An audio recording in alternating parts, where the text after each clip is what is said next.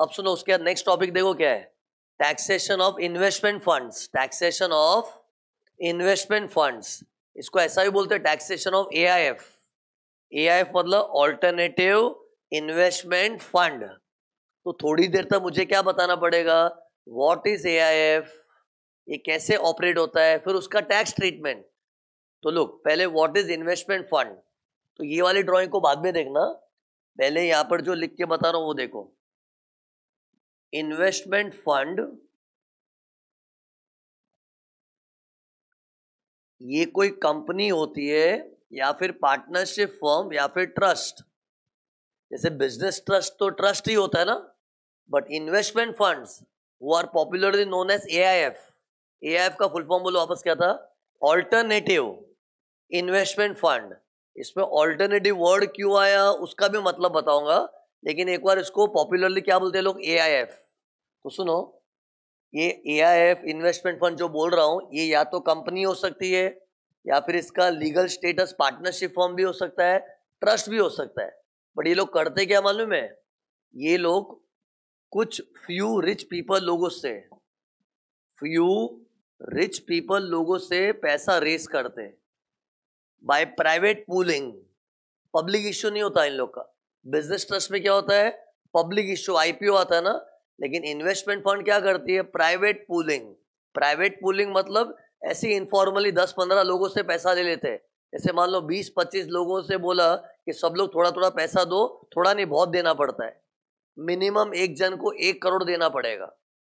Minimum एक जन को 1 करोड़ देना पड़ेगा। कोई बोले मैं 5 करोड़ दे रहा हूं तो 5 करोड़ दे दे, बट हर इन्वेस्टर को मिनिमम 1 करोड़ देना पड़ता है। और ये प्राइवेट पूलिंग होती है और ये खाली अमीर लोग ही इसमें पैसा डालते हैं। एंड फिर इस पैसे से ये लोग क्या करेंगे मालूम है, दे विल इन्वेस्ट। और ये लोग जहां इन्वेस्ट करेंगे ना, they are not routine investments, these investments are little हटके, और लिटिल हटके ऑल्टरनेटिव। ऑल्टरनेटिव वर्ड का मतलब ही क्या है, they will not invest your money in routine areas. मेरे को बताओ रूटीन इन्वेस्टमेंट्स क्या होती है अपनी। आज अगर अपने ऐसे लेमैन लोग इन्वेस्ट करते तो क्या सोचते, चलो बैंक एफडी कर देते, ऐसे शेयर्स में डाल देते, कोई प्रॉपर्टी खरीद लेते, यही माइंड में आता है ना। इसके अलावा कुछ दूसरी चीज तो आती नहीं है। अरे दूसरी बहुत सारी चीज होती है, तो वो सब चीज ये लोग एक्सप्लोर करते हैं। तो इन्वेस्टमेंट्स का भी नॉलेज होना अपने आप में एक स्पेशल स्किल और नॉलेज है। अपने जैसों को खाली इतना ही मानो, चलो बैंक एफडी कर सकते हैं, चलो कुछ नहीं तो शेयर्स में म्यूचुअल फंड में डाल दो, या फिर ज्यादा पैसा तो प्रॉपर्टी ले लो। उसके बाहर कोई सोचता नहीं है, लेकिन ये लोग उसके बाहर सोचते हैं। ये लोग का मकसद ही क्या है कि ये जो अमीर लोग हैं ना, ये लोग रूटीन इन्वेस्टमेंट कर करके पक चुके हैं। जैसे इमेजिन मैं बहुत बड़ा अमीर आदमी हूँ और मैंने bank FD, share, mutual fund, property खरीदना बचपन से कर रहा हूँ। अब मुझे क्या चाहिए, कुछ हटके टाइप इन्वेस्टमेंट चाहिए। तो ऐसे लोग इधर अप्रोच करते हैं। ये लोग क्या बोलते हैं, मेरे पास 10 करोड़ रुपया पड़ा है, रख तू। और ऐसे बहुत सारे लोगों ने पैसा दिया होगा, एंड फिर इन लोग अपना दिमाग लड़ाते हैं। और इधर जो मैनेज करने वाले लोग होते हैं ना, इन लोग का सुपर दिमाग होता है। ऐसा दिमाग लगाते हैं, मतलब ऐसी ऐसी जगह इन्वेस्टमेंट करते हैं ना जहां कोई सोच भी नहीं पाएगा। इसलिए इसको बोलते हैं ऑल्टरनेटिव इन्वेस्टमेंट्स। और यू कैन से रूटीन इन्वेस्टमेंट्स को छोड़ के थोड़ा हटके टाइप इन्वेस्टमेंट्स होता है इन लोग का। एंड फिर सो हटके टाइप इन्वेस्टमेंट मतलब एग्जांपल सुनो, private equity, startups, derivatives, hedging etcetera. Exactly कहाँ कहाँ इन्वेस्ट करते नहीं बताना है, बट ये सब चीजें कोई नॉर्मल इंसान सोचता है।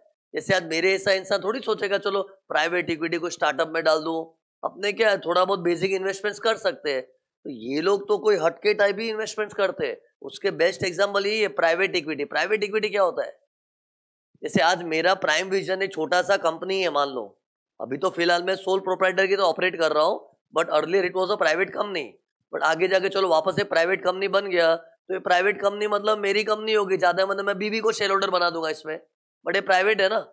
लेकिन अगर मुझे इसके लिए बहुत ज्यादा फंडिंग चाहिए, तो शायद कोई सिंगापुर, हांगकांग, फॉरेन का इन्वेस्टर आ सकता है, वो बोलने को तैयार है, मतलब वो पैसा डालने को तैयार है, चलो 5 करोड़ दूंगा, तो प्राइवेट इक्विटी है। Private equity is opposite of public issue. Public issue में तो पब्लिकली पैसा उठाते कंपनी, लेकिन मैं तो प्राइवेट कंपनी, पब्लिकली कहाँ उठाऊंगा। लेकिन एक आध कोई अमीर ज्यादा मुझे मिल गया, वो 2-3 करोड़ डालने को तैयार है, तो वो उसकी प्राइवेट इक्विटी है। वैसे प्राइवेट इक्विटी भी एक तरह का इन्वेस्टमेंट है। मतलब उस बंदे ने इन्वेस्टमेंट किया प्राइवेट इक्विटी, लेकिन उसको सोचना पड़ेगा ना शीरीष व्यास के अंदर पैसा डालेंगे नहीं, पैसा डूब गया तो प्राइवेट इक्विटी में डालना बोलना सिंपल लगता है, हाँ प्राइवेट इक्विटी तो हम लोग भी कर सकते हैं, लेकिन बॉस वी हैव टू सी कि जिस प्राइवेट कंपनी में तुम इक्विटी इन्वेस्ट कर रहे हो वो काम की है कि नहीं। पता चला वो हांगकांग सिंगापुर का इन्वेस्टर मेरे में 5 करोड़ डाल के चला गया पूरा कॉन्फिडेंस रख के, लेकिन मैंने पैसे डुबा दिए, जगह जगह क्लास खोल दी, लॉस कर रहा हूँ, पैसा डूब गया। तो वो तो उसको सोच समझ के करना पड़ता है ना, तो वो सोच समझने का काम ये लोग कर देंगे। यही तो ये लोग बोलते हैं boss we are experts in where to invest where not to invest. तुम लोग खाली अमीर लोग हो, तुम्हारा पैसा दे दो बस। हम ये प्राइवेट इक्विटी हो गया, प्राइवेट इक्विटी तो जस्ट एग्जांपल था, स्टार्टअप्स हो गया, डेरिवेटिव्स हो गया। अभी डेरिवेटिव सबका दिमाग थोड़ी चलता है, अपने तो सीए फाइनल में डेरिवेटिव समझने में टाइम लग जाता है, तो उधर कैसे इन्वेस्ट करना, क्या स्ट्रैटेजीज होती है, वो सब मतलब बहुत इंटेलेक्चुअल चीज है, तो वो सब काम ये लोग करते हैं। फिर तो इन शॉर्ट देखो बिजनेस ट्रस्ट, तो इसमें डिफरेंस क्या है बताओ। बिजनेस ट्रस्ट पहले तो ट्रस्ट ही होता है, डिस्टिंक्शन नंबर 1, और ये कंपनी भी हो सकता है, फर्म भी हो सकता है, ट्रस्ट भी हो सकता है। दूसरा बिजनेस ट्रस्ट आईपीओ से पैसा रेस करता है, पब्लिक इश्यू, इधर पब्लिक इश्यू नहीं होगा, प्राइवेट पूलिंग, उसमें कुछ 20-25 लोग पैसा डालेंगे, मिनिमम एक जन को 1 करोड़ डालना पड़ता है, तो पब्लिक इश्यू होता है प्राइवेट पूलिंग। फिर बिजनेस ट्रस्ट पब्लिक का पैसा लेके रियल एस्टेट में डाल रही है, या फिर वो इन्वेट टाइप हुआ तो इंफ्रास्ट्रक्चर में डालेंगे, लेकिन ये लोग भी कहीं ना कहीं पैसा डालेंगे but not in real estate और इंफ्रास्ट्रक्चर। इन लोग कहाँ डालेंगे, ऑल्टरनेटिव इन्वेस्टमेंट्स। ऑल्टरनेटिव इन्वेस्टमेंट मतलब not routine investments, investments which are थोड़ा हटके, लाइक स्टार्टअप्स, प्राइवेट इक्विटी, ये डेरिवेटिव, हेजिंग वगैरह, ऑप्शंस वगैरह, वैसे टाइप के इन्वेस्टमेंट्स इन लोग करेंगे। और वो इन्वेस्टमेंट्स करना इन लोग का मेन यूएसपी है।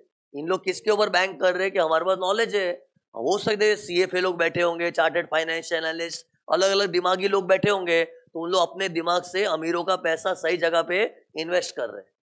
और इन लोग को भी इधर क्यों शौक चढ़ा है, क्योंकि मैंने बोला ये लोग क्या रूटीन इन्वेस्टमेंट करके बक चुके हैं। जैसे आज इमेजिन करो मैं बचपन से अमीर हूँ, तो मैं तो ये सब रूटीन इन्वेस्टमेंट बहुत कर ली है, तो एक लेवल के बाद वो इच्छा जागती है ना कि I also want to do something हटके because I got lot of money, तो ऐसे लोग इधर अप्रोच करते हैं। तो ये चीज समझ गई क्या है। अब अपने को देखना है कि इसमें टैक्स ट्रीटमेंट क्या है, टैक्स ट्रीटमेंट। और टेल मी इधर क्या इनकम आएगी, कौन किससे कैसे कमाएगा, इनकम का फ्लो बता, इनकम का। तो सी इन्वेस्टमेंट फंड ने सारा पैसा इधर डाल रखा है ना, तो यहां से इनकम आएगी ना, भर भर के इनकम आएगी, और यही इनकम ये लोग कमा के इधर पास ऑन कर देंगे। इन लोग का काम ही क्या है, तरह तरह की वैरायटी ऑफ इन्वेस्टमेंट्स। हाँ एक और चीज बोलनी रह गई, एआईएफ भी 3 तरह के होते हैं, कैटेगरी 1, कैटेगरी 2, कैटेगरी 3। और अपने को उसमें डिटेल में घुस के नहीं पढ़ना है, लेकिन खाली नॉलेज रखो ना, कभी यहाँ वहां पढ़ने में आए तो समझना चाहिए कि हाँ 3 तरह के एआईएफ होते हैं, कैटेगरी 1, कैटेगरी 2, कैटेगरी 3। उससे फर्क क्या पड़ता है में, कैटेगरी 1 एआईएफ को कोई पर्टिकुलर जगह में इन्वेस्ट करना होता है, तो कैटेगरी 2 कोई दूसरी जगह इन्वेस्ट करता है, मतलब इन्वेस्टमेंट के एरिया चेंज हो जाते हैं। और ये कौन डिसाइड करता है, सेबी। हाँ ये भी सेबी में रजिस्टर्ड होना चाहिए। जैसे बिजनेस ट्रस्ट का क्या बोला था, it should be registered with SEBI, तो इन लोग को भी सेबी में रजिस्टर्ड होना पड़ेगा। अरे सेबी में रजिस्टर्ड नहीं हुए ना, तो ये फ्यू रिच पीपल लोग अपना पैसा ही नहीं देंगे। अरे आज मेरे पास भी 10 करोड़ रुपया है, तो मैं ऐसे अंधाधुंध किसी को थोड़ी दूंगा यार। तो इन लोग का सेबी में रजिस्टर्ड होना मस्ट है, then only people will have faith and trust, then only they will invest ना। तो और सुनो, इन लोग सेबी में रजिस्टर्ड होते हैं, अब उनका रजिस्ट्रेशन कैसे होता है, category 1 AIF, category 2 AIF, category 3 AIF, ये सेबी वाले इस तरह से उनको रजिस्टर करते हैं। अब कैटेगरी 1 एआईएफ की तरह रजिस्टर हुआ है ना, मतलब इन लोगों को सब स्टार्टअप्स में पैसा डालना पड़ेगा, स्टार्टअप्स वगैरह, अच्छे अच्छे न्यू स्टार्टअप प्रोजेक्ट्स को ढूंढो, उसमें पैसा डालो। मतलब ये खाली ऊपर ऊपर से बता रहा, खाली स्टार्टअप ही नहीं, थोड़ी बहुत और जगह भी है, लेकिन कहाँ कहाँ इन्वेस्ट करना वो सब डीपली इनकम टैक्स पे पढ़ने की जरूरत नहीं होती है, ये सब सेबी मैटर है। फिर कैटेगरी 2 में रजिस्टर होता है ना, तो सुनो कैटेगरी 2 क्या करता है, एक एआईएफ दूसरे एआईएफ पे डाल देता है। मतलब ये ज्यादा मेहनत नहीं करेगा, ये बोलेगा मैं पैसा बहुत भर भर के लाता हूं, ये किसी दूसरे बड़े महारथी एआईएफ को डाल देगा पैसा, एंड फिर वो महारथी एआईएफ को पास तो बहुत ज्यादा दिमाग हो गए, वो कहीं डालेगा। तो कैटेगरी 2 वाले यूजुअली क्या करते हैं, they just raise the money by private pooling and they don't लड़ाओ खुद का दिमाग, they give all the funds to another AIF, that is category 2। And category 3 में आता है डेरिवेटिव्स, ऑप्शंस, हेजिंग वगैरह, प्राइवेट इक्विटी, ये सब कैटेगरी 3 है। ये खाली उन्हें ऊपर ऊपर से खाली आइडिया देके रखी है, लेकिन कभी गूगल में सर्च करोगे ना तो कैटेगरी 1, कैटेगरी 2, कैटेगरी 3 में ऐसी लंबी लंबी लिस्ट दी है कि ये लोग कहाँ कहाँ इन्वेस्ट करते हैं। लेकिन अपने को उसमें थोड़ी कुछ इंटरेस्ट है, अपना मकसद क्या है इनकम टैक्स में, टैक्स ट्रीटमेंट समझना है। बट फिर भी ये नॉलेज होना चाहिए, कल को पेपर में ऐसा लिखा हुआ आ गया कैटेगरी 1 ये है, तो अपने तो कैटेगरी 1 देख के टेंशन है, ये क्या है, ऐसा तो कुछ पढ़ा ही नहीं था। सम सिंपल होगा लेकिन वर्ड देख के परेशान हो जाएंगे। So there are 3 types of AIF, category 1, category 2, category 3। अब सुनो क्या बात हो रही थी, ये एआईएफ है, एक्शन लिख दो, एआईएफ ऑल्टरनेटिव इन्वेस्टमेंट फंड, ये फेमस शॉर्ट फॉर्म है। अरे अच्छा कॉन्सेप्ट है, अपने ज्यादा सुनते नहीं है। यहाँ पे चार्टेड लोग को भी ऑप्शंस होता है जॉब करने का, ये बहुत बड़ी टीम होती है इन लोग के, और सब होशियार बुद्धिमान लोग होते हैं, तो उसका अपना सर्कल भी ऐसे लोगों के साथ ही होता है। एआईएफ ने जहां भी इन्वेस्ट किया है उधर से इनकम आएगी, और वही इनकम ये लोग क्या करेंगे, इन्वेस्टर को पास ऑन कर देंगे। हाँ, ये इन्वेस्टर्स को भी क्या बोलेंगे, यूनिट होल्डर्स। इधर भी यूनिट्स वाला कॉन्सेप्ट है, बड़े पब्लिक इश्यू वाला यूनिट्स नहीं है, प्राइवेट पूलिंग, बट बोलने में आता है यूनिट्स। यूनिट्स वाला यूनिट बन गया ना, तुम लोग सब मिलके एक जगह डालते हो, तुम्हारा यूनिट है, दैट्स व्हाई इधर भी क्या बोलते हैं, दे आर यूनिट होल्डर्स। फिर इधर जितनी भी इनकम आएगी ना, each and every income is exempt under section 1023 FBA। all the incomes of AIF are exempt under section 1023 FBA। कोई बोले किस खुशी में, कोई खुशी नहीं है, एग्जेम्प्ट खाली दिख रहा है, एक्चुअली टैक्सेबल होगा, लेकिन taxability is passed on to the unit holders. And since unit holders को टैक्स आना है, सिंस यूनिट होल्डर्स को टैक्सेबल करवाना है, तो इन लोग के लिए तो एग्जाम करना ही पड़ेगा, डबल टैक्स तो नहीं हो सकता है। और ये लोग बोलेंगे भाई हम क्यों टैक्स भरे, हम लोग तो मीडिएटर है, हम लोग तो उन अमीरों का पैसा लेके कहीं इन्वेस्ट करके उनको कमा के दे रहे, और कमाई उनकी हो रही है, हम बेचारे मीडिएटर है, इसका टैक्स हम क्यों भरे। इसलिए इन लोग को एक पास थ्रू स्टेटस मिला है। क्या बोल दिया वर्ड मैंने, पास थ्रू स्टेटस। ये कभी पेपर में सुनने में आया तो समझ जाना, क्या बोला, इन लोग को एक पास थ्रू स्टेटस मिला है, मतलब एक्चुअली इनकम को पास थ्रू स्टेटस मिला है। मतलब इनकम जो है ना, पास थ्रू मतलब पासिंग द पार्सल। अरे पासिंग द पार्सल बोलते हैं ना, मेरे पास इनकम आई है, तू टैक्स भर, मैं क्यों भरूं, तो अपने नहीं भर के उस पर पास ऑन कर देंगे, तो क्या बोलते हैं, पास थ्रू स्टेटस। तो ऐसा कभी सुनने में है ना तो समझ जाना कि business trust and AIF they enjoy a pass through status. Pass through status मतलब लॉ ने उनको वरदान दिया है कि डोंट वरी, तेरे पास इनकम आएगी ना, तू पास ऑन कर दे, पासिंग द पार्सल, वो टैक्स भरेगा, तू क्यों भरेगा, यू आर मीडिएटर। तो इसको पास थ्रू स्टेटस बोलते हैं।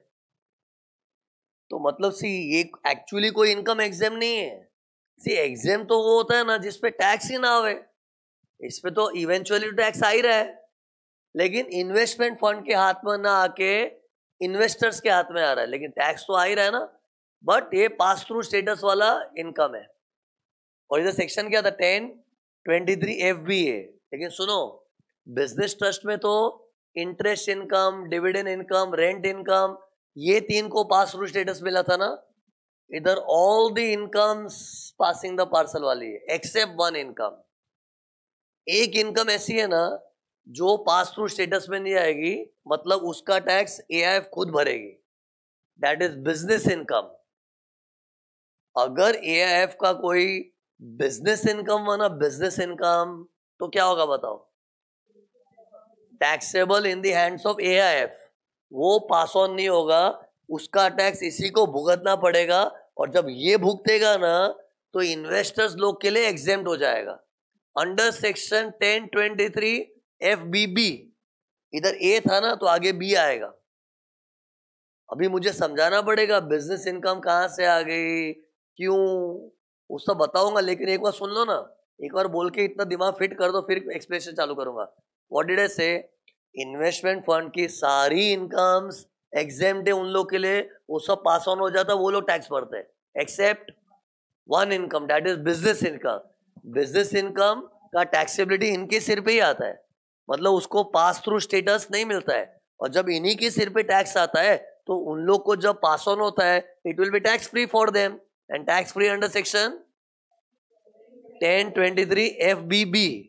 FBB में उन लोग को एग्जाम कर देंगे। लेकिन बिजनेस इनकम कैसे हो सकती है इन लोग की? ये लोग बिजनेस कर रहे हैं,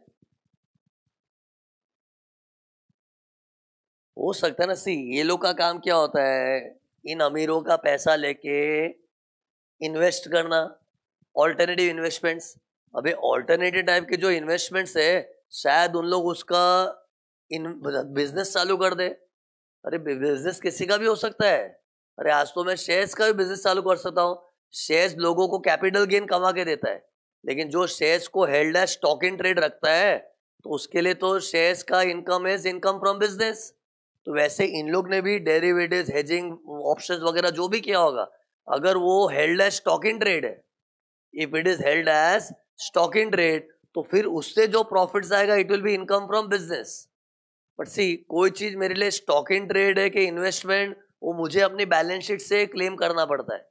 जैसे मैं अपनी बैलेंस शीट बनाऊंगा ना, और अपने बैलेंस शीट में शेयर इन्वेस्टमेंट्स को इन्वेस्टमेंट्स की तरह दिखाऊंगा, then I can say it's a capital asset for me. लेकिन अगर मैं बैलेंस शीट में मेरे जितने भी शेयर इन्वेस्टमेंट्स है उसको मैं stock in trade, current assets में दिखाता हूँ, तो इनकम टैक्स वालों को बोलूंगा मेरे लिए स्टॉक इन ट्रेड है। और मतलब अपने ऊपर है। बाकी से किसी चीज का मैं धंधा कर रहा हूँ नहीं कर रहा हूँ तो मेरा मन ही जाने ना यार। आज मैं शेयर्स में इन्वेस्ट करते रहता हूँ, हु नोस के मेरा वो धंधा है कि नहीं, इन्वेस्ट ही करना है ना। अब मेरा बिजनेस है कि नहीं, इसका कोई ऐसा भी टेस्ट नहीं है, फ्रीक्वेंसी देखना पड़ता है, दिन में कितना बार ट्रेड किया, ऐसा कोई रूल भी नहीं है। लॉ ने क्या बोला, तुम क्लेम करो। अगर तुमको ये क्लेम करना है कि वो तुम्हारा बिजनेस है तो उसको बैलेंस शीट में, करंट एसेट्स में स्टॉक इन ट्रेड की तरह दिखाओ। मतलब रियल लाइफ में कैसे पता चलता है वो बता रहा हूँ। तो इन शॉर्ट अभी अपने को बैलेंस शीट वगैरह देखनी नहीं है, बट कहने का मतलब है इन्वेस्टमेंट जैसी चीजों को अगर मैं इन्वेस्टमेंट में दिखाऊं then it's an investment. But अगर उसको मैं करंट एसेट्स में स्टॉक इन ट्रेड की तरह दिखा रहा हूं, दैट मीन्स मैं क्या बोल रहा हूं कि वो मेरा बिजनेस है, उसमें मैं ट्रेड करता हूं, देन उसका इनकम इनकम फ्रॉम बिजनेस होता है। उसी, ये तो मैंने शेयर इन्वेस्टमेंट के एग्जांपल से बोला ना। तो इन लोग के पास भी तरह तरह की इन्वेस्टमेंट्स है, इनके भी शेयर इन्वेस्टमेंट होते हैं, लेकिन प्राइवेट इक्विटी का होगा, स्टार्टअप्स वाला होगा, डेरिवेटिव से हेजिंग वगैरह, ये सब चीजें भी तो बैलेंस शीट में कोई चाहे तो एक स्टॉक इन ट्रेड की तरह शो कर सकता है, क्लेमिंग दैट ये तो मेरा धंधा, ये रोज करता हूं, उसका फ्रीक्वेंसी भी बहुत ज्यादा होगा शायद। तो अगर तुम उसको स्टॉक इन ट्रेड की तरह होल्ड करते हो तो उसका income will be income from business.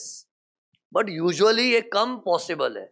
मुझे ये बात क्यों छेड़नी पड़ रही है, क्योंकि मुझे अभी बिजनेस इनकम के ऊपर डिस्कशन करना है, तो बिजनेस इनकम हो सकती है उसकी पॉसिबिलिटी एक्सप्लोर करना है। बाकी 99% बताओ, बिजनेस इनकम ये लोग क्या होता ही नहीं है। ये लोग का मेजर रोल क्या मालूम है, इन अमीरों का पैसा लगे इन्वेस्ट करके छोड़ दो, अब उसमें इन लोग डीपली ट्रेडिंग एक्टिविटीज चालू कर दे, स्टॉक इन ट्रेड बना के, चांसेस बहुत रेयर है। लेकिन लॉ ने बोला है कि बाय चांस ये जो इन्वेस्टमेंट वाली चीजें है इसको तुमने स्टॉक इन ट्रेड बना दी है और उससे तुमको प्रॉफिट्स हो रहा है और वो बिजनेस इनकम है, तो उसका टैक्स तेरे ही सिर पे आएगा। क्यों? पर्पस से भटकी तो मरी, इसको बोल रहे तू तेरे पर्पस से भटकी ना तो उसका टैक्स तेरे सिर पे आएगा। और मेरे को बता, बिजनेस इनकम होना, व्हाई इट इज पर्पस से भटकी? अरे एआईएफ को लोग क्या बोलेंगे, तेरा नाम क्या है, इन्वेस्टमेंट फंड, तो इन्वेस्टमेंट कर, धंधा मत कर। तुम्हारा नाम ही है ना इन्वेस्टमेंट फंड, तो इन्वेस्टमेंट कर। धंधा करने लग गई, तेरे को किसने बोला था? इन अमीरों को धंधा करने का शौक नहीं था भाई, ये अमीर लोग तो धंधा कर करके अमीर बने, बिजनेस करने में तो ये लोग माहिर है। इन लोग के क्या थोड़ी हटके टाइप इन्वेस्टमेंट चाहिए थी, इसलिए तुमको अप्रोच किया ना। तो इन लोग ये फ्यू रिच पीपल का भी तो मकसद क्या था, वी वांट हटके type investments, but they were intending to invest. तो इसलिए लॉ ने भी एएफ को क्या बोला, तेरे को इन्वेस्ट करने का बोला है ना, तो तू क्यों एक्स्ट्रा खोपड़ी लड़ा रहा है, इन्वेस्ट कर। और इन्वेस्ट कर मतलब तू अपने पर्पस में है, और जब तक तू अपने पर्पस पे रह के काम कर रही है ना, तेरे को टैक्स नड़ेगा नहीं। सब टैक्स वो लोग भुगतेंगे, कौन, वो फ्यू रिच पीपल। लेकिन अगर तू पर्पस से भटकी तो फिर उसका टैक्स तेरे ही सिर पे आएगा। बट एक बात बताओ, ये खाली वॉर्न करने के लिए बात हुआ है। स्टूडेंट को पता है क्या सुनना है, प्रैक्टिकली जितने भी एआईएफ होते ना मार्केट में, 99% वो लोग का कोई बिजनेस नहीं होगा। ये तो क्या, लॉ में तो कोई एक्सेप्शनल चीज भी होगा तो उसका भी तो प्रोविजन बना के रखना पड़ता है ना। और तुम लोग सम्स वगैरह देखोगे ना, उसमें बिजनेस बिजनेस बार बार डालते हैं, तो माइंड में ऐसा लगता है कि इन लोग का बिजनेस होता होगा, प्रैक्टिकली नहीं होता है। सम में क्यों डालना पड़ता है, क्योंकि उसका ट्रीटमेंट अलग हो गया ना। क्या अलग हो गया कि बिजनेस इनकम का टैक्स इन्हीं के सिर पे आता है, और फिर उन लोग को जब पास ऑन होगा तो इट विल बी एग्जाम। तो खाली इंपॉर्टेंट पॉइंट है इसलिए वो हाईलाइट में आता है, डिस्कशन में देखो कितना बोल रहा हूँ। लेकिन तुम लोग प्रैक्टिकल व्यू लोगे ना, हर एआईएफ लोग क्या करते, धंधे में इन लोग नहीं इन्वॉल्व होते रहे। इन लोग खाली दिमाग किस में लड़ाते हैं, कहाँ इन्वेस्ट करे, बहुत पैसा आया हुआ, कहाँ डाले डाल के छोड़ देते। उसमें घुस नहीं आते, ट्रेडिंग हेजिंग मतलब जैसे जो घुस गया मतलब तो पूरा ट्रेडिंग में आ गया ना, तो उन लोग उतना नहीं करते। हाँ, they use their brain to decide where to invest, बस इन्वेस्ट करके छोड़ दिया, ऐसा ही होता है। बट बाय चांस अगर इन लोग ने धंधा चालू कर दिया ना, तो क्या बोलना चाहिए, पर्पस से भटकी ना, और जिस दिन तू पर्पस से भटकी तेरे पे टैक्स आने वाला है। और टैक्स कैसे आएगा, एट व्हाट रेट। अरे बिजनेस ट्रस्ट को भी तो, बिजनेस ट्रस्ट को धमकी दिया था ना, तू अपने पर्पस में रहते हुए रेंटल्स कमाएगी ना, चाहे डायरेक्टली रेंटल कमा मॉल्स वगैरह से, कि वो एसपीवी से इंटरेस्ट डिविडेंड के फॉर्म में कमा। एसपीवी से भी इंटरेस्ट डिविडेंड आता है, काइंड ऑफ रेंटल ही है ना। तो एसपीवी तो रियल एस्टेट कंपनी है, तो उससे जो मिला काइंड ऑफ रेंटल ही है, तो वो तो ठीक है। लेकिन जिस दिन तू पर्पस से भटकी, एमएमआरटी की चमाट पड़ी थी ना उसको, तो इधर भी ऐसा है कि अगर ये लोग पर्पस से भटके ना, तो एमएमआरटी, लेकिन ट्रस्ट टाइप बॉडी हुआ तो ये सिर्फ बिजनेस ट्रस्ट, तो ट्रस्ट ही होती है, इसलिए एमएमआरटी बोल के खत्म हो गया था मेरा। लेकिन ये लोग तो क्या पार्टनरशिप फॉर्म का भी रूप धारण कर सकते हैं, तो एमएमआरटी नहीं, 30% टैक्स। कंपनी भी हो सकता है तो 30% या 25% अगर 400 करोड़ वाला टर्नओवर ऐसा कुछ हुआ तो। बट ट्रस्ट हुआ तो एमएमआरटी। लेकिन business trust is always registered as a trust only, but these entities can be registered as a company, firm और ट्रस्ट। तो if registered as a trust तो एमएमआरटी, फर्म है, कंपनी है, तो उनका जो रेट है वो हिसाब से टैक्स आएगा। बट टैक्स आएगा, बिजनेस इनकम की बात कर रहा हूं कि बिजनेस इनकम पे टैक्स आएगा, तो क्या रेट से आएगा वो डिस्कशन चल रहा है। लेकिन इन लोग को टैक्स आ गया तो इन्वेस्टर लोग के लिए क्या है, बोला था ना सेक्शन बोलो, एग्जाम अंडर सेक्शन 1023 FBB था, FBB। एक बार ये देखना, अज्यूम ये सब इन्वेस्टमेंट्स है ना, कुछ 100 रुपए की इनकम आई है, लेकिन ये 100 रुपए में से यूनिट होल्डर्स को खाली 80 रुपया ही बांटा है। अगर कोई भी इनकम हो, चाहे बिजनेस इनकम, अदर इनकम, मैं इनकम के नाम की बात नहीं कर रहा हूं, मैं अमाउंट को लेके कुछ बताना चाह रहा हूं। तो सी अज्यूम एआईएफ ने, ये एआईएफ हो गया ना, एआईएफ, एआईएफ ने 100 रुपया कमाया था, लेकिन इन्वेस्टर को 80 रुपया बांटा। लेकिन इसके लिए पता लॉ ने क्या बोला है, इवन इफ यूनिट होल्डर्स को 80 रुपया मिला है, उनको अपने रिटर्न्स में पूरा 100 दिखाना पड़ेगा। कैसे दिखाएगा उन्हें इन्वेस्टर, कि 80 रिसीव्ड, 20 रिसीवेबल, अक्रूवल बेसिस पे उन लोग को अपना रिटर्न फाइल करना पड़ेगा।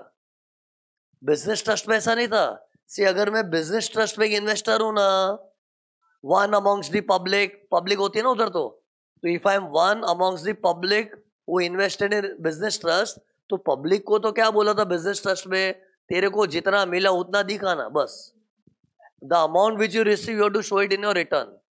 लेकिन इधर क्या है, प्राइवेट पूलिंग है ना। इधर मेरे को बताओ कोई 25-30 लाख की पब्लिक है कि कुछ 20-25 लोग होंगे, 20-25 लोग है, और इन 20-25 लोगों का सुनो, इनके साथ क्लोज कनेक्शन भी है। रोज मीटिंग भी करते होंगे, मिलना जुलना चलते रहता होगा, तो बिकॉज ऑफ इतनी नजदीकियां, तो लॉ ने क्या बोला कि देख इन्वेस्टर तेरे को भले 80 भी मिला है, पूरे 100 पे टैक्स भर देना, because it is a private pool ना। सी पब्लिक को नहीं बोल सकते बिजनेस ट्रस्ट में, कि पब्लिक में जो लाखों इन्वेस्टर्स है, और लाखों इन्वेस्टर और बिजनेस ट्रस्ट के बीच डिस्टेंस भी बहुत हो जाता है। और डिस्टेंस होने से क्या पब्लिक को पता ही नहीं होता क्या हो रहा है, कब कैसे होता है। अरे आज मेरे को अगर किसी के अंदर मैं भी पूरा इन्वॉल्व हूँ तो फर्क पड़ता है ना। जैसे पब्लिक जो होती है बिजनेस ट्रस्ट में, वो लोग बिजनेस ट्रस्ट के अंदर इतना इन्वॉल्व नहीं है, वो लोग अपने घर पे बैठे हुए आराम कर रहे हैं। There is a distance between business trust and is investors. इससे इन्वेस्टर्स को कुछ अता पता भी नहीं होता है। इससे उनको तो क्या बोला, तुम लोग ज्यादा दिमाग लड़ाने का नहीं, जितना हाथ में है उसका टैक्स भर दो, जो नहीं मिला हो जान दो। ऐसे उन लोग को मेजर इनकम डिस्ट्रीब्यूट कर ही देते, बताया था ना मैंने 90%। बट फिर भी जो भी तुमको मिला उसका टैक्स भरना, जो नहीं मिला जाने दो, फिर वो जब मिलेगा तब टैक्स भरना। लेकिन इधर बताओ, इधर इन्वेस्टर और एआईएफ के बीच में डिस्टेंस है कि नजदीक है, लोग नजदीक है, इनके बीच में तो करीबी रिश्ता है। और ये इन्वेस्टर लोग एआईएफ के ऑफिस में आके भी बैठते होंगे, तो इन लोग को तो क्या बोले भाई, तुम लोग को तो सब मालूम है ना क्या अंदर चल रहा है, तो ठीक है ना। अगर एआईएफ के नाम पे 100 का इनकम का बुक हुआ है ना, तो तू भी तेरे रिटर्न में पूरा 100 दिखा दे। हाँ, कोई एक अकेला आदमी 100 नहीं दिखाएगा। अरे 100 तो एक टोटल इनकम एआईएफ की, और उसके अंदर अगर 20 इन्वेस्टर है तो सबको अपना अपना हिस्सा दिखाना है। बट ऐसे नहीं कि जितना मिला उतना ही दिखाऊंगा। मिला भले तुमको 80% है, मेरे एग्जाम्पल 80% है, लेकिन दिखाना तुमको फुल है। जैसे फॉर एग्जाम्पल मैं इन्वेस्टर हूं, मुझे ना इधर अपना हिस्सा कुछ 6 रुपया ही मिला होगा, तो 6 इज जस्ट 80% ना, तो मुझे 680 है तो 100 कितना है, हाँ, तो उतना 7.5 मेरे को फुल दिखाना पड़ेगा। Although I might receive only 6 रुपया, लेकिन 6 नहीं, 6 तो 80% डिस्ट्रीब्यूशन के हिसाब से। मेरा अक्रूवल कितना हुआ था, 6 वॉज 80% ना, तो हाउ मच 100%, 7.5, उतना पूरा दिखाना पड़ेगा। तो ये एक डिफरेंस हो गया ना between business trust and investment fund, और लॉजिकल भी है ना। इधर लॉ एक्सपेक्ट सी एक्चुअली तो इनकम अक्रूवल बेसिस पे ही शो करना होता है, लेकिन बिजनेस ट्रस्ट में जो इतने सारे लाखों इन्वेस्टर है, उनसे हम एक्सपेक्ट नहीं कर सकते। इससे उनको तो बोला जो मिला वही तेरी इनकम, बाकी को भूल जा। लेकिन यहाँ तो क्या थोड़े बहुत लोग हैं, तो जो मिला नहीं मिला क्या है, तेरा इनकम अक्रू हो गया तो पूरा तुमको रिटर्न्स में दिखाना पड़ेगा। हाँ, मेरे एग्जाम्पल में जो अभी 80 मिला है ना, बाकी का भी जब फ्यूचर में मिलेगा तो दोबारा टैक्स नहीं आएगा। लेकिन वो सब के लिए ना इन लोग बहुत ट्रांसपेरेंटली काम करते हैं। जब कभी भी ये लोग इनकम देते ना इनको, तो साथ में चिट्ठी विट्ठी पूरा कम्युनिकेशन होता है कि ये पहले का इनकम मिल गया है, कि ये मिला है वो मिला है, सब कम्युनिकेशन होता है। लेकिन यू जस्ट रिमेंबर कि जब अभी अपने पूरे 100 पे टैक्स आ दिए, तो बाकी का 20 जो फ्यूचर में मिलेगा दोबारा टैक्स नहीं होगा। तो ये इंपॉर्टेंट पॉइंट था, याद रखना। Okay, now look here, question में ना सुनो, इधर मैं बोर्ड पे कुछ सॉल्व करके बता रहा हूँ, और ये भी सॉल्व करके जो बता रहा हूँ इसमें कुछ नया बात सीखने में नहीं है, खाली इन्फॉर्मेटिव क्वेश्चन है। फिर तुमको अगर लिखने का मन होगा ना तो इसका मैं फोटो भेज दूंगा। बट एक बार इधर तुम लोग एक्सप्लेनेशन सुन लो। क्वेश्चन में लोग क्या करेंगे, बोलेंगे एक एआईएफ है, ऑल्टरनेटिव इन्वेस्टमेंट फंड, उसको ये 3 इनकम मिली थी पूरे साल में, एक क्वेश्चन क्रिएट करके बता रहा हूँ। एंड फिर बोलेंगे उसको ये मिला ये मिला वो मिला सब दे देंगे। फिर नीचे बोलेंगे out of 80 lakhs only 60 lakhs was distributed to the unit holders। क्या बोले, out of 80 lakhs only 60 lakhs is distributed to the unit holders, और बाकी का 20 lakhs डिस्ट्रीब्यूट नहीं हुआ है। अरे ऐसा बोल, जैसे मैंने 100 और 80 का एग्जांपल लिया था ना, ऐसा इन लोग सब में डालते हैं, पर्पस से डालते टू टेस्ट दैट नॉलेज, कि जितना रिसीव हुआ है उतना ही नहीं, यूनिट होल्डर को सारा अमाउंट अपने रिटर्न्स में दिखाना पड़ेगा, वेदर रिसीव्ड और रिसीवेबल। तो इधर 80 में से रिसीव्ड 60 है, लेकिन 20 इज नॉट रिसीव्ड, बट फिर भी यूनिट होल्डर को दिखाना पड़ेगा।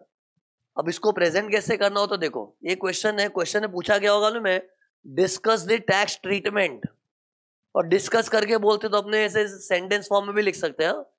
तो क्या लिखा होगा, discuss the tax treatment in the hands of investment fund and its unit holders. Okay, तो सी इसका सॉल्यूशन अभी. तो टेल मी, इन्वेस्टमेंट फंड के लिए क्या होगा, यूनिट होल्डर्स के लिए क्या होगा, बताओ.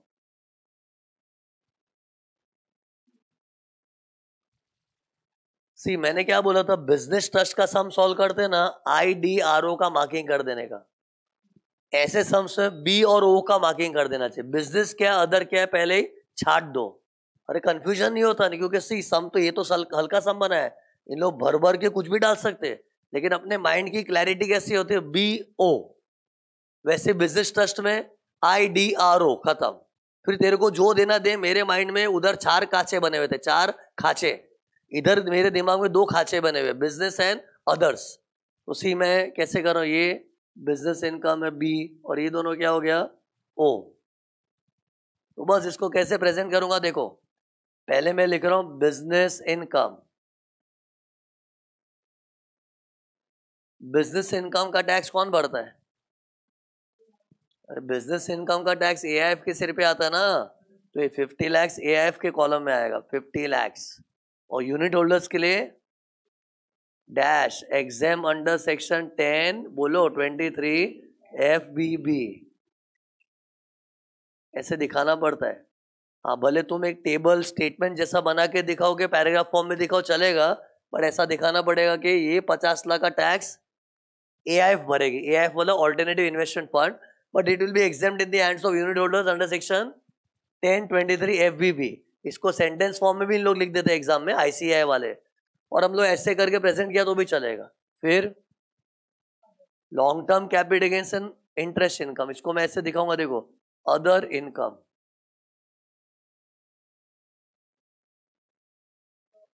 अदर इनकम में एक तो लटक जी है और एक इंटरेस्ट इनकम है. नाउ टेल मी, ये अदर इनकम के लिए क्या रूल है? It is exam for the investment fund but taxable for the unit holders. तो एग्जाम मतलब इन लोग के लिए इधर डैश आ जाएगा. और रीजन क्या है, exam under which section 1023 FBA था इधर, बराबर ना. Exam under section 1023 FBA. And what about unit holders? Unit holder के लिए टैक्सेबल होगा, लेकिन सी यूनिट होल्डर को ये 20 और 30 पूरा नहीं मिला है. सॉरी 30 क्यों बोल रहा हूँ, 20 लाख और 10 लाख यूनिट होल्डर को पूरा मिला है कि 6/8 मिला है? 6/8 6/8 6/8. देखा 6/8 क्या बोला, डिस्ट्रीब्यूटेड 60 आउट ऑफ 80. तो एक्चुअली तो लटक जी और इंटरेस्ट का यूनिट होल्डर को 20 लाख 10 लाख आखा नहीं मिला होगा, इसका 6/8 जितना मिला होगा. अरे मतलब जो भी निकाल नहीं रहा, समझ जाओ ना. ये 20 लाख का भी 6/8 मिला होगा, 10 लाख का भी 6/8 मिला होगा, लेकिन अपने को ये नहीं देखना है कितना मिला होगा, कितना ड्यू है. ये सारा यूनिट होल्डर को है ना, तो अपने को ये इंफॉर्मेशन क्वेश्चन में देंगे, ध्यान ही नहीं देने का. बस मुझे ये पॉइंट बताना था, क्योंकि ऐसे क्वेश्चन का ये मेन पॉइंट है. इन लोग जानबूझ के 60 लाख देंगे तो कितने लोग तो दिमाग लड़ाएंगे, क्या 80 में से 60 ही मिला है, तो यूनिट होल्डर को 20 और 10 पूरा थोड़ी ना मिला है, उसका 6/8 ही मिला है. बट 6/8 मिला है तो भी अपने 6/8 नहीं, फुल अमाउंट दिखाएंगे. अरे बात क्यों, क्योंकि मुझे अमाउंट लिखना है इधर. ये देखो 20 लाख 10 लाख, अरे इन लोग के कॉलम में क्यों डाला अमाउंट? अरे यार इन लोग के लिए एग्जाम था, लेकिन ये चीज इधर टैक्सेबल है ना, और टैक्सेबल मतलब टैक्सेबल, तो उसका अमाउंट डालेंगे तो उसी के ऊपर टैक्स आएगा ना. तो यूनिट होल्डर का कंप्यूटेशन होगा ना, तो उसमें ये अमाउंट शामिल होगी. सी अमाउंट लिख के क्या बताना चाह रहा हूं कि उनके कंप्यूटेशन में शामिल होगा, यानी कि उनको टैक्स भरना पड़ेगा, बराबर है ना. अदर इनकम का टैक्स तो उनके सिर पे आता है, लेकिन इधर हाईलाइट क्या था, ऑल्दो दे रिसीव्ड 20 और 10 का 6/8, फिर भी we are not showing 6/8, we are showing entire 20 lakh 10 lakh. Anyways ये पूरा 20 लाख 10 लाख भी कोई एक जन को नहीं बिलोंग करता है, ये क्या है, यूनिट होल्डर्स. तो इन लोग एग्जाम में सम बनाते हैं ना, तो कोई एक आदमी का सम बनाते हैं. कभी कभी बोलते देयर वर 20 इन्वेस्टर्स, उसमें हमारा एक मिस्टर शेनॉय है, वो ऐसे कोई भी नाम डालते हैं ना सम में यार, वो उसका इतना स्टेक है.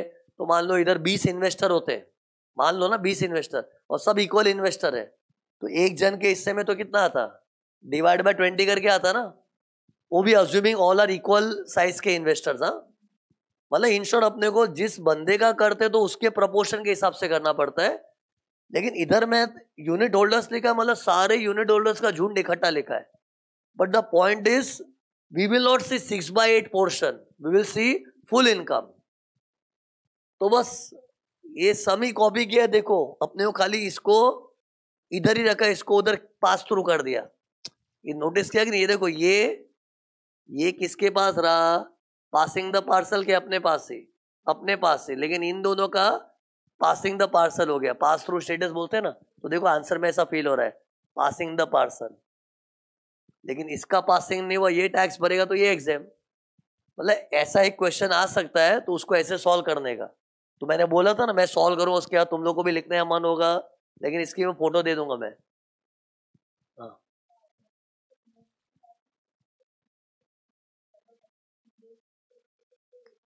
हाँ तो सुनो, इधर मैंने क्या बोला, यूनिट होल्डर्स को क्या बोला था कि भाई 80 में से भले आपको 60 मिला है, लेकिन फिर भी आपको दिखाना तो पूरा 80 है। खैर लो 80 भी नहीं, 30 ही दिखाए, क्योंकि 50 क्यों दिखा हुआ, एग्जाम है ना, लेकिन फुल दिखाना पड़ेगा ना। लेकिन इसमें कानन का डाउट कि फिर टीडीएस कितने पे कटेगा, full. At the time when parties account is credited और actual amount paid which is earlier, तो टीडीएस का कल्चर ही अक्रूवल बेसिस पे, पार्टी को कितना पेएबल दिखाया वो। तो इन लोग के लिए पार्टी कौन है, यूनिट होल्डर्स। तो उन लोग को जितना भी क्रेडिट किया है पूरे अमाउंट पे आएगा, जो भी पेएबल है। तो सी इधर टीडीएस पूरे 20 और 10 पे कटेगा, 50 पे तो नहीं कटेगा ना। अरे 50 का तो टैक्स ही उनके सिर पे नहीं आ रहा है, it is exam for them. इन लोग को किसका टैक्स आ रहा, अदर इनकम का। और मेरे एग्जाम्पल है अदर इनकम क्या है, ये 20 लाख और 10 लाख। तो ये 20 और 10 मतलब एक्चुअली 20 और 10 का भी 6/8 मिला है, लेकिन टीडीएस 6/8 का कि पूरे का, पूरे का, मतलब पूरे अमाउंट के ऊपर टैक्स भरना है और टीडीएस भी पूरे का ही कटेगा। तो एक चीज हो गई। अब देखो इस चैप्टर का मेन देखो क्या है, लॉस का स्पेशल ट्रीटमेंट। इधर लॉस का, अभी तक तो इनकम इनकम के माहौल से पढ़ा था ना। थोड़ा set off and carry forward के नियम याद करो ना, थोड़ा basic set off carry forward, set off and carry forward का नॉलेज काम आएगा। सेट ऑफ के नियम हेड वाइज सोचो, salary, house property, business, capital gains, इफॉल्ट्स, ऐसे। सी इन्वेस्टमेंट फंड के चैप्टर में लॉस वाला क्वेश्चन ज्यादा इंपॉर्टेंट है। तो देखो मैंने फर्स्ट क्वेश्चन जो बोर्ड पे सॉल्व किया था, इट वाज अ सादा क्वेश्चन। उसका हाईलाइट क्या था कि भले 6/8 मिला लेकिन दिखाना पूरा ही है। अब लॉस वाले सम के देखो हाईलाइट क्या है। पहले मेरे को सेट ऑफ के बेसिक रूल्स बताओ ना। सैलरी के हेड में लॉस होता ही नहीं है, सेट ऑफ का टॉपिक खत्म हो रहा है। देखो शॉर्ट में, हाँ, हाउस प्रॉपर्टी के हेड में लॉस हो सकता है, लेकिन वो लॉस हम लोग कहीं पर भी एडजस्ट कर सकते हैं। House property loss you can adjust anywhere, मतलब उस पर रेस्ट्रिक्शन है, इधर मत करो उधर मत करो। Business loss anywhere you can set off except salaries. But अगर बिजनेस में किसी का 35 एडी जैसा बिजनेस है तो एडी के सामने एडी चाहिए। और बिजनेस में किसी का स्पेकुलेशन बिजनेस है तो स्पेकुलेशन लॉस के सामने स्पेकुलेशन प्रॉफिट ही चाहिए। स्पेकुलेशन मतलब विदाउट डिलीवरी धंधा करना।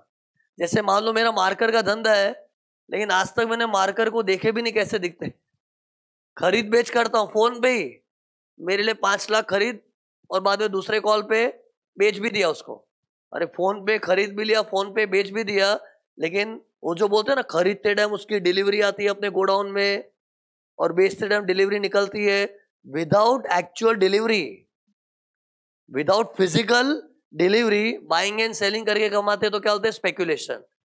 तो मैं ये बता रहा था सैलरी में लॉस नहीं होता, हाउस प्रॉपर्टी लॉस कहीं भी एडजस्ट करते। बिजनेस में 3 खांचे, सादा बिजनेस लॉस कहीं भी एडजस्ट कर एक्सेप्ट सैलरी, 35 एडी के सामने होता है। स्पेकुलेशन लॉस स्पेकुलेशन के सामने होता है। एक और धंधा होता है owning and maintaining race horses, मतलब जो रेस कोर्स मेंटेन करता है, रेस कोर्स, तो उन लोग का भी लॉस उसी इनकम के सामने एडजस्ट होता है। खैर ये सब फाइनल में कम आता है, लेकिन बात हो रही तो एक बार बता रहा हूँ सब। तो बिजनेस में कैसे होता है देखो, नॉर्मल का क्या, anywhere except salary, 35D speculation owning and maintaining race horses मतलब रेस में दौड़ने वाले घोड़ों को मेंटेन करना, रेस में दौड़ने वाले घोड़ों को मेंटेन करना। उस धंधे में लॉस हुआ तो वैसे इनकम में एडजस्ट होता है, ये बिजनेस है। हेड वाइज जा रहा हूँ, salary loss in your house public, इधर बिजनेस का बता दिया। फिर कैपिटल गेन्स में लॉन्ग टर्म शॉर्ट टर्म दो लॉस हो सकते हैं। तो इधर देखो ये डायलॉग याद रखना, long to long short to short long, बोलो इसे long to long short to short long, इसी में याद हो जाए। मतलब देखो long term loss long term gain में एडजस्ट होता है, शॉर्ट टर्म लॉस शॉर्ट में भी हो सकता है लॉन्ग में भी हो सकता है। इससे बेस्ट ये ट्यून में याद रखो, long to long short to short long, short to short long, मतलब शॉर्ट लॉन्ग दोनों में एडजस्ट हो सकता है। तो कैपिटल गेन्स हो गया। फिर इनकम फ्रॉम अदर सोर्स का लॉस भी कहीं पर भी एडजस्ट होता है, कैरी फॉरवर्ड नहीं करने मिलता उसका। इफॉस का लॉस कैरी फॉरवर्ड नहीं होता है, लेकिन सेट ऑफ करने मिलता है। You can set of anywhere, कहीं पर भी सेट ऑफ कर सकते हैं, बट कैरी फॉरवर्ड करने नहीं मिलेगा। और सुनो, कैरी फॉरवर्ड की एक परंपरा याद रखना, जब लॉस ताजा ताजा पैदा होता है ना तो कहीं पर भी एडजस्ट कर सकते हैं, लेकिन जब नेक्स्ट ईयर जाते हैं तो you have to remain in the same head. When a loss is carried forward तो next year it should remain in the same head. अरे मैं कुछ बेसिक प्रिंसिपल्स बता रहा हूं सेट ऑफ के, तो थोड़ा बहुत नॉलेज इधर काम आएगा। क्लियर है? तो क्या बोला, जिस शेयर में लॉस होता है उस शेयर में तो कहीं पर भी एडजस्ट कर सकते हैं ना, लेकिन एडजस्टमेंट में क्या डूज एंड डोंट से मैंने अभी सिखा दिया था। बट अगर कैरी फॉरवर्ड होता है ना तो strictly you have to remain in the same head. अरे जब दुख नया नया होता है ना, घर वाले दोस्त यार सब मदद करते हैं, लेकिन जब दुख कैरी फॉरवर्ड हो गया ना तो बाहर वाले सब भाग जाते हैं, घर वाले ही ध्यान देते अपना। बराबर है ना, घर वाले ध्यान देते मतलब सेम हेड। अरे नहीं तो बस एक इंसान रोते रहता रोते, फिर दोस्त तो पकते रोते रहता हट। लेकिन घर वाले तो कभी साथ नहीं छोड़ते ना, लेकिन घर वाले भी 8 साल के बाद ये क्या था 8 साल कैरी फॉरवर्ड का पीरियड है ना। ये कोई घर वाले ऐसे होते हैं ना, कभी साथ नहीं छोड़ते जिंदगी भर। 35 AD अनऑब्जर्व डेप्रिसिएशन, वो इनफाइनाइट ईयर्स है। ओके, अब सुनो ये ट्राई करो कैसे सॉल्व होगा। ओके रेडी, कुछ सोचा है इसके ऊपर? थोड़ा ही, ज्यादा सोचने ऐसा नहीं है। तो मेरे को बताओ, सी पहले ना BO वो सब बाद में, पहले लॉस किधर एडजस्ट करना सोचना पड़ेगा। तो टेल मी, बिजनेस लॉस कहाँ एडजस्ट हो सकता है?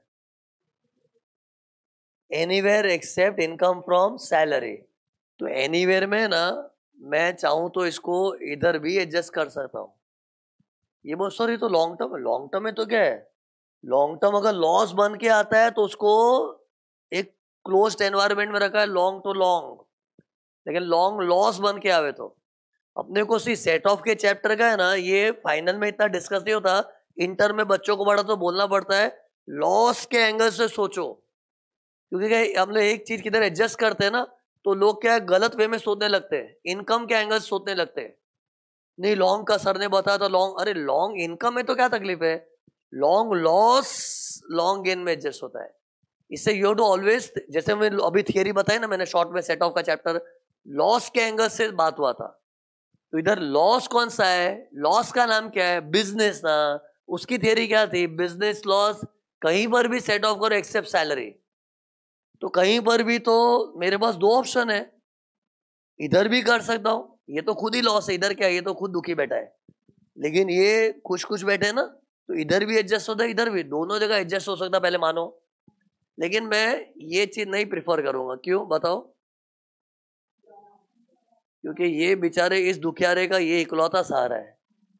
इस दुखियारे का, ये दुखी देखो रो रहा है, नेगेटिव ब्रैकेट अमाउंट रोता है ना लॉस, तो इस दुखियारे का तो इकलौता सहारा है, और उसको खत्म कर देंगे तो बेचारा दुखी बैठे रहेगा। अरे लॉन्ग का तो लॉन्ग में एडजस्ट होता है ना, इसलिए मैंने इसको छोड़ दिया, चल जान दे। हाँ, इंटरेस्ट इनकम में एडजस्ट करूंगा। If I want I could adjusted year also, but I am not preferring long term gain. Why? Because ये हमारे लॉन्ग टर्म लॉस का इकलौता सहारा है, और वो सारा खत्म कर दिया तो बेचारा अकेला पड़ जाएगा। इसलिए मैंने इसको इंटरेस्ट इनकम के सामने एडजस्ट करना प्रेफर किया। फिर एडजस्ट हो जाएगा मस्त, एडजस्ट होने के बाद भी कितना बचेगा, 10 लाख। एंड व्हाट अबाउट ये लॉन्ग टर्म लॉस? इसके पास तो दोस्त चॉइस ही नहीं, तेरे को इधर ही जाना पड़ेगा, long to long, short to short long. ये डायलॉग याद है? तो लॉन्ग टू लॉन्ग, तो लॉन्ग टू लॉन्ग तो हो गया, फिर भी लॉस कुछ बचा है। अब सुनो, ये तो मैंने बेसिक सेट ऑफ के नियम के हिसाब से बताया ना। नाउ लुक, एक्ट में लिखा है कि इन्वेस्टमेंट फंड्स अगर लॉस करती है ना, तो पहले सेट ऑफ वेट ऑफ का कार्यक्रम करते टाइम है ना, ऐसा समझना चाहिए सब इसके लिए टैक्सेबल है।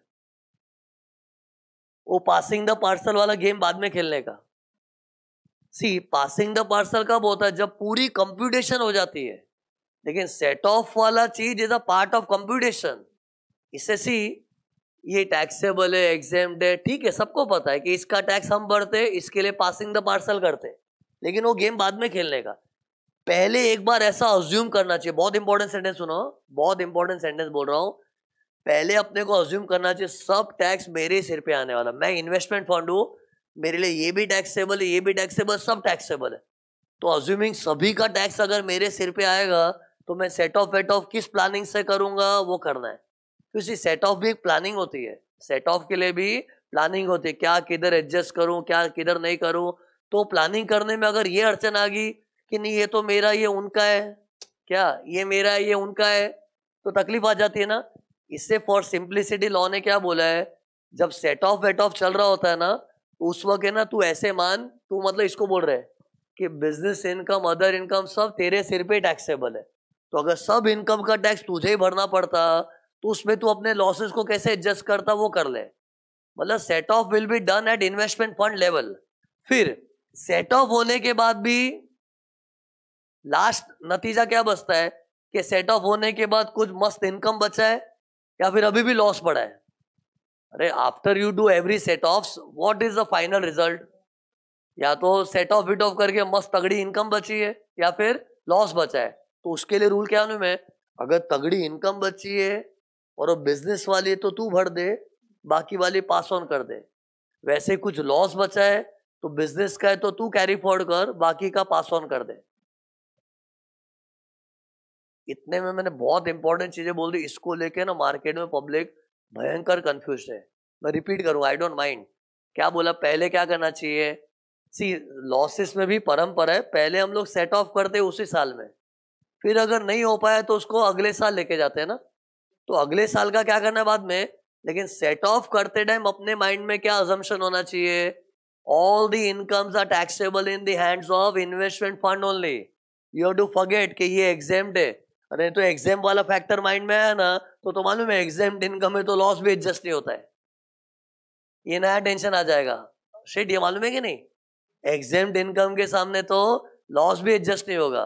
तो अगर वो माइंड में लाओगे तो तकलीफ क्या हो जाएगी कि अपने इधर कुछ लॉस है तो एडजस्ट भी नहीं कर पाएंगे। बट एक्चुअली ये इनकम को ट्रूली एग्जाम नहीं है। Is this truly exam? Is this जड़ से exam? It is taxable but pass on हो गया है। इसका ट्रू नेचर तो टैक्सेबल ही है ना, देखो टैक्सेबल हुआ है। इसे सी, ये चीज अगर माइंड में रखोगे तो मिक्सअप नहीं होगा। कौन सी चीज? Assume everything is taxable in the hands of investment fund, and वो अजम्पशन से मस्ट में सेट ऑफ के नियमों का पालन करके कर दो। और सेट ऑफ के नियम का पालन हो पाएगा उसमें जो नॉलेज ये मैंने दे दिया, शॉर्ट में सेट ऑफ का मैंने समरी दे ही दिया ना। तो बस assuming everything is taxable for investment fund, you do the set of nicely, and फिर आफ्टर सेट ऑफ क्या बोला था बताओ अभी। सेट ऑफ करने के बाद दो पॉसिबिलिटी है, या तो एडजस्ट विडजस्ट करने के बाद कुछ इनकम बची है, या फिर सेट वेट ऑफ करने के बाद भी लॉस बचा है। होता ही है ना, जैसे इधर ही देख लो, इधर एडजस्ट विडजस्ट करने के बाद भी इनकम बचा है, 12 में से 10 ही गया, सॉरी 2 ही गया ना। लेकिन इधर एडजस्ट विडजस्ट करने के बाद लॉस बचा है अभी भी। तो क्या बोला, सेट ऑफ के बाद या तो सेट वेट ऑफ करके इनकम बचा है या फिर लॉस बचा है। तो बताओ ये दोनों का ट्रीटमेंट बताओ। इनकम का बताओ, अगर बिजनेस इनकम है तो उसका टैक्स इन्वेस्टमेंट पर बढ़ेगी और अदर पास ऑन हो जाएगा। लॉसेस में भी बिजनेस का लॉस है तो इन्वेस्टमेंट फंड कैरी फॉरवर्ड करेगी, कैरी सेट ऑफ तो कर चुके ना पहले, इन्वेस्टमेंट फंड कैरी फॉरवर्ड करेगी। और अदर लॉस है तो यूनिट होल्डर्स कैरी फॉरवर्ड करेंगे। मतलब कैरी फॉरवर्ड का रूल कैसा ना, देखो जो जिसका टैक्स भरेगा वो उसका कैरी फॉरवर्ड करेगा। क्या बोला, जो जिसका टैक्स भरेगा वो उसका कैरी फॉर्ड करेगा। लेकिन कैरी फॉर्ड के लिए, लेकिन जब सेट ऑफ करना है तो सब इन्वेस्टमेंट फंड ही अपने लेवल पे करेगी। ऑब्वियसली ना, लॉजिकली यूनिट होल्डर को क्या बोलेंगे, तू शांति रख, लॉस हमारे एंड पे पैदा हुआ है ना, हमारे मतलब एआईएफ हमारे एंड पे लॉस हुआ है ना, तो हम लोग ने ठीक है लॉस किया, सॉरी बुरा मत मानो, लेकिन हमको शांति से सेट ऑफ वेट ऑफ करने दो, अज्यूमिंग सब हमारे ही इनकम है, हमको ही टैक्स भरना है, हम ही सेट ऑफ कर लेंगे। लेकिन पूरा सेट ऑफ का काम होता खत्म हो गया ना, फिर अपना डायलॉग, जो जिसका टैक्स भरेगा वो उसका कैरी फॉर्ड करेगा। जैसे बिजनेस का टैक्स हमारे सिर पे आता है तो उसका लॉस भी हम कैरी फॉर्ड करेंगे। फिर अदर्स का टैक्स उनके सिर पे आता है तो अदर में कोई लॉस है तो वो लोग कैरी फॉर्ड करेंगे। तो डायलॉग क्या था, जो जिसका टैक्स भरेगा वो उसका कैरी फॉर्ड करेगा। But set off, see when I say set off, I am talking about the adjustment in the same year, and when I use the word carry forward, it's about future, it's about the future. तो tell me, for set off what is the rule, investment fund के level पे करना है कि उस वक्त passing the parcel का game खेलोगे ना, भयंकर कंफ्यूजन हो जाएगा।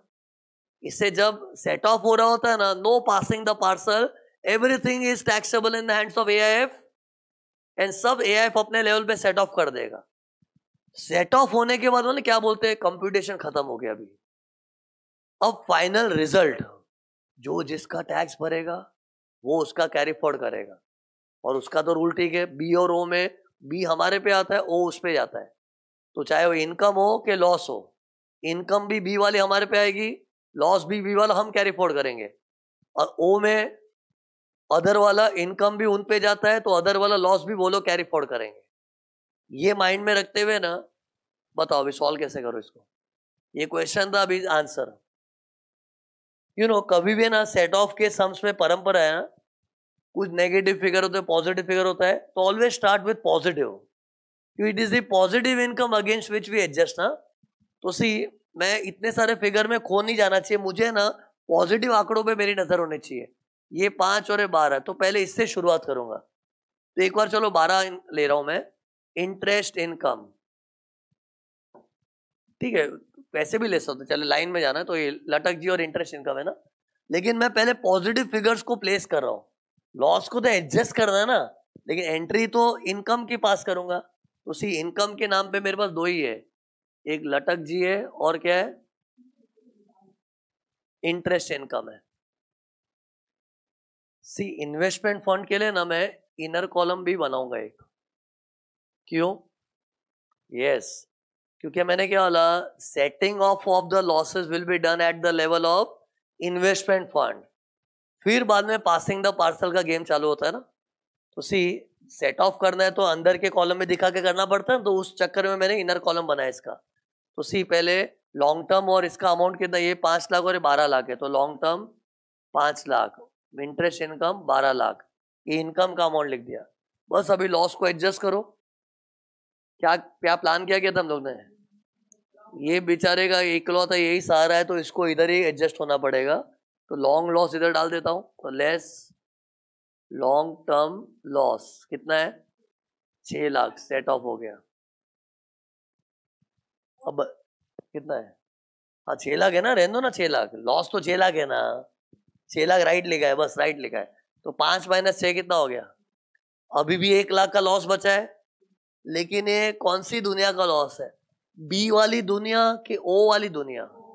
एक्चुअली नोटिस किया अपने सम में, ये दोनों जो फिगर है ना, ये ओ वाले, ये ओ, बी ओ का ओ, लॉन्ग टर्म भी अदर इनकम के दुनिया का है, इंटरेस्ट भी अदर है, मतलब बिजनेस तो नहीं है ना ये दोनों यार। तो टेल मी, ये लॉन्ग टर्म में जो लॉस अभी भी बचा है, कितना बचा है, 1 लाख, वो किसके पास जाएगा, जो जिसका टैक्स भरेगा वो उसका कैरी फॉर्ड करेगा। तो ये लॉन्ग वाली चीजों का टैक्स किसके सिर पे आता है, ये अदर है ना, लॉन्ग मतलब अदर है, इनके ऊपर आता है ना। तो टैक्स जब ये लोग भरते हैं तो कैरी फॉरवर्ड भी ये लोग ही करेंगे ना। तो मुझे क्या करना मालूम है, इधर में डैश करके passing the parcel, pass on, कितना बचा है, 1 लाख का लॉस अभी बचा है ना, तो इधर क्या लिखूंगा, to be carried forward by the unit holders. इधर दिमाग लड़ा है, I could have written here also, अगर मेरे में नॉलेज नहीं होता मैं बुद्धू होता, कुछ आता जाता नहीं तो मैं इधर भी लिख सकता था। अरे इन्वेस्टमेंट फंड के कॉलम में लिखना रॉन्ग क्यों है? डायलॉग क्या है? जो जिसका टैक्स भरेगा वो उसका कैरी फॉरवर्ड करेगा, और लॉन्ग टर्म का टैक्स इन्वेस्टमेंट फंड भरती है। अरे इन्वेस्टमेंट फंड तो खाली बिजनेस का टैक्स भरती है, तो लॉन्ग टर्म तो अदर दुनिया का है। तो अदर दुनिया का जब ये टैक्स ही नहीं भरती तो कैरी फॉरवर्ड क्यों करे? इसे कैरी फॉरवर्ड के लिए passing the parcel, pass on कर दे, इधर डाल दिया। और ये ब्रैकेट में क्यों लिखा? क्योंकि it is still a loss which is to be carried forward by the unit holders. फिर इंटरेस्ट इनकम में बिजनेस लॉस एडजस्ट हो जाएगा, तो लेस बिजनेस का लॉस कितना था? 2 लाख। 2 लाख का बिजनेस लॉस है, एडजस्ट करने के बाद भी कुछ बच रहा है। और पता है स्टूडेंट के दिमाग में क्या घूम रहा है? इसको बिजनेस माने कि सिर्फ बिजनेस को देखेंगे तो ऐसी फीलिंग जागेगी, इंटरेस्ट को देखेंगे तो अदर इनकम जैसा लगेगा। लेकिन वी हैव टू सी अंत में क्या बचा है। सी इंटरेस्ट इनकम 12 लाख था, बिजनेस लॉस तो 2 ही लाख था, तो जीत किसकी हुई? Interest income.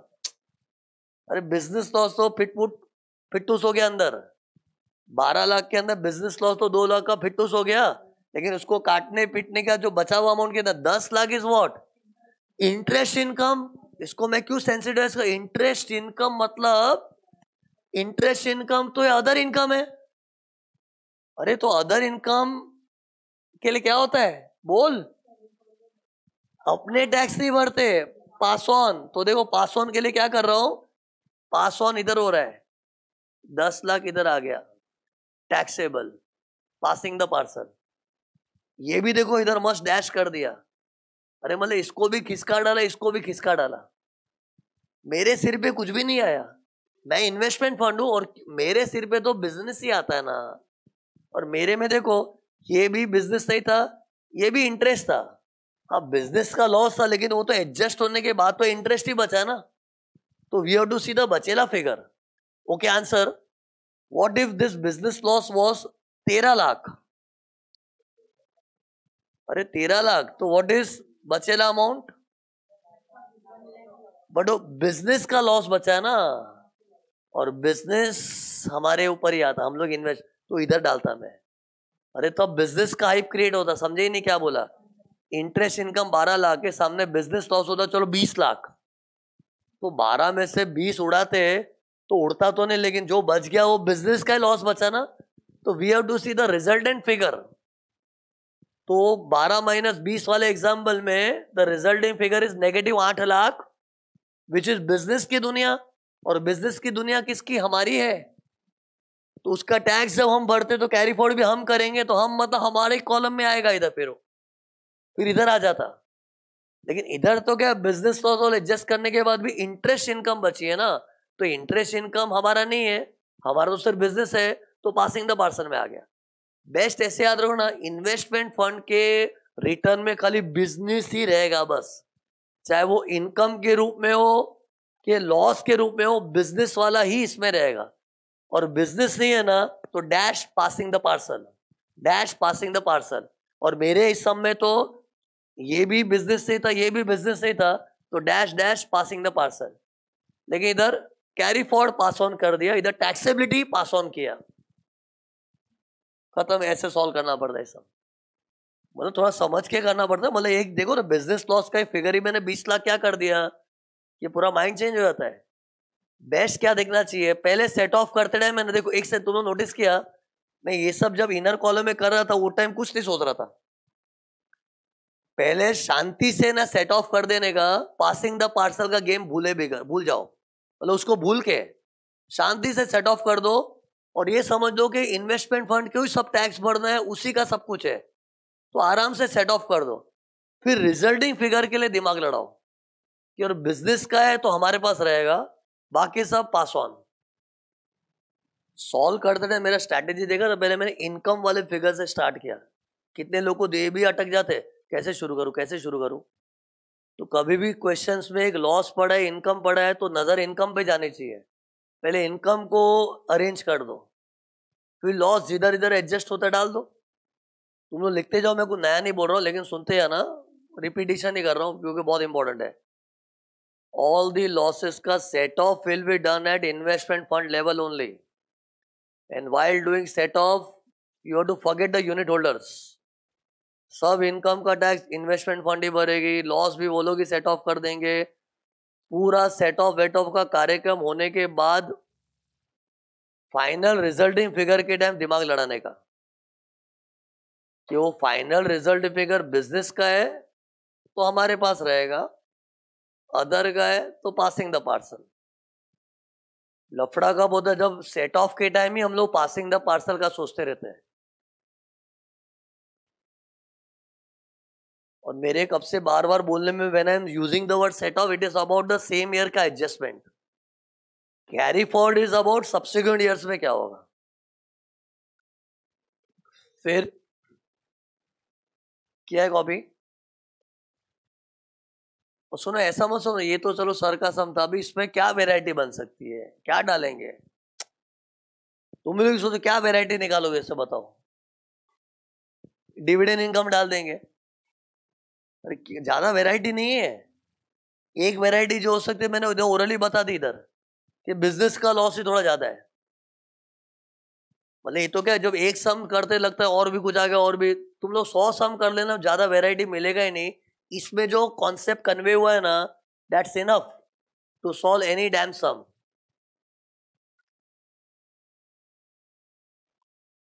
रेडी? अब सुनो एक अच्छा पॉइंट, लुक टेल मी, ये 12 माइनस 2 करके जो 10 लाख था, वो 10 लाख क्या था?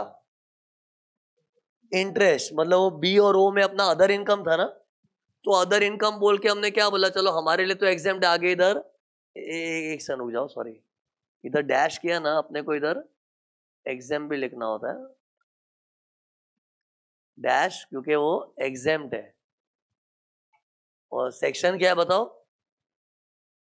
अरे इन्वेस्टमेंट फंड के लिए एग्जामेशन का सेक्शन क्या? 1023 FBA, 1023 FBA।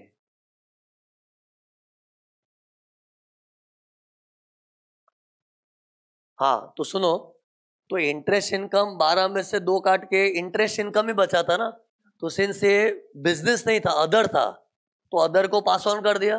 फिर सुनो एक रिपीट करूंगा, फिर अच्छा पॉइंट आएगा। फिर लॉन्ग टर्म कैपिटल गेन्स में भी 5 के सामने 6 लाख था, मतलब अभी भी लॉस बचा था, लेकिन जो भी है वो बिजनेस का था कि अदर्स का था, तो अदर लॉस हम लोग पास ऑन कर देते। लेकिन कैरी फॉरवर्ड का पास ऑन के लिए कंडीशन है, unit holder should have held his units for at least 12 months। कोई नया नया यूनिट होल्डर आ गया है और वो सोचे मुझे कैरी फॉरवर्ड भी मिले, तो नहीं मिलेगा। सी कैरी फॉरवर्ड की नौबत क्यों है ये बताओ? कि इस साल हमने जो कमाया था लेकिन सामने लॉस ज्यादा आ गया, एडजस्ट नहीं हो पाया, तो कैरी फॉरवर्ड करने मिले। लेकिन इस साल वो आया ही अभी था इन्वेस्टर।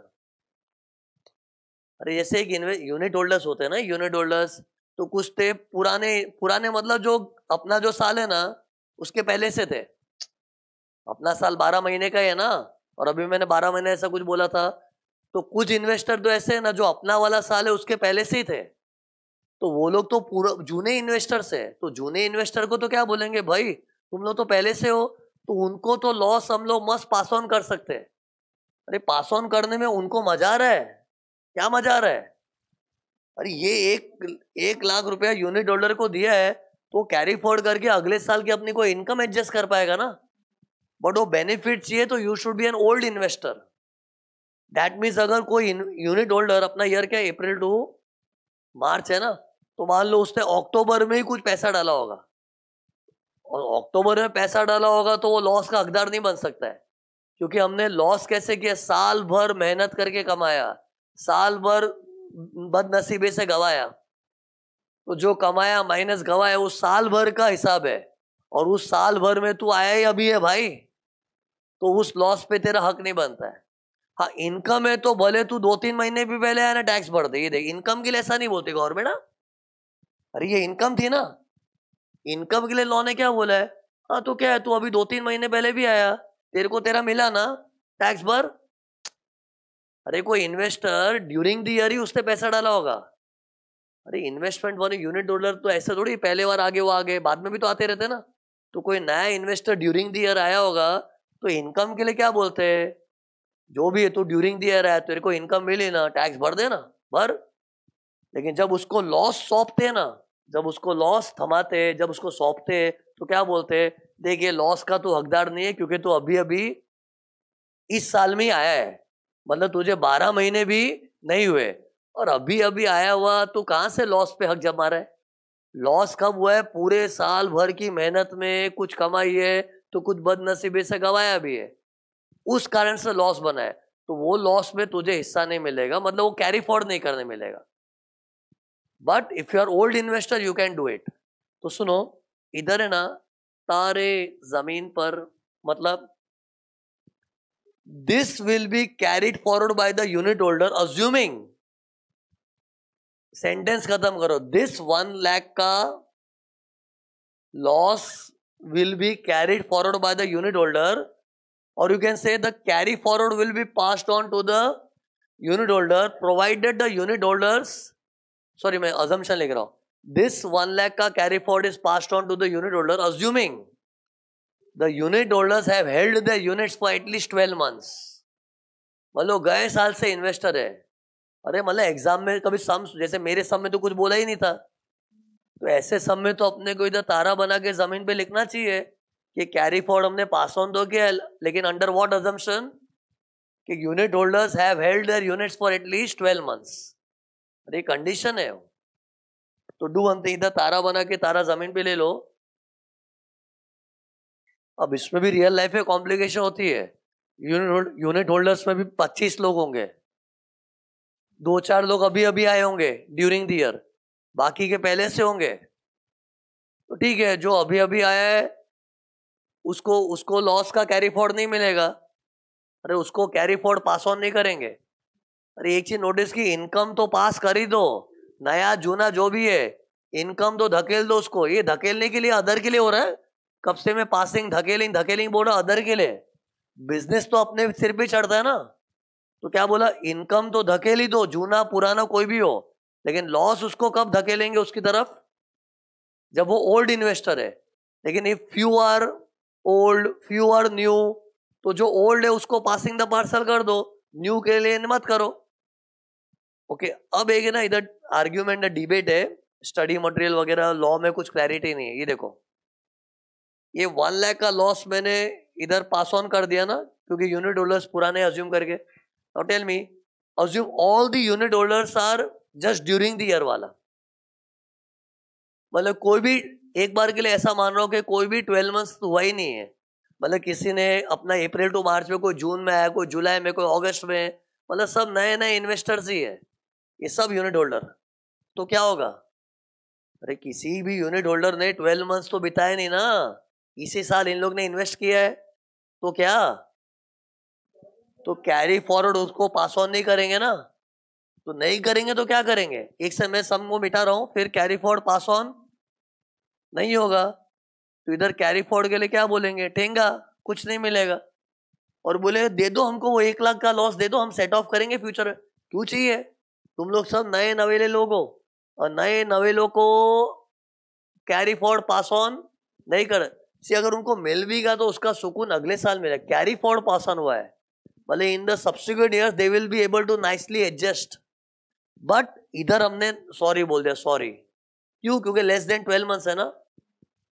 तो क्या करना चाहिए, वो 1 लाख का लॉस का क्या फिर, अरे मतलब इधर डैश कर दिया वो तो समझ गया, लेकिन वो 1 लाख के लॉस का कौन कैरी फॉरवर्ड करेगा फिर। सी सेट ऑफ का कार्यक्रम हो चुका, अभी सब्सिक्वेंट ईयर्स में कौन करेगा इसका।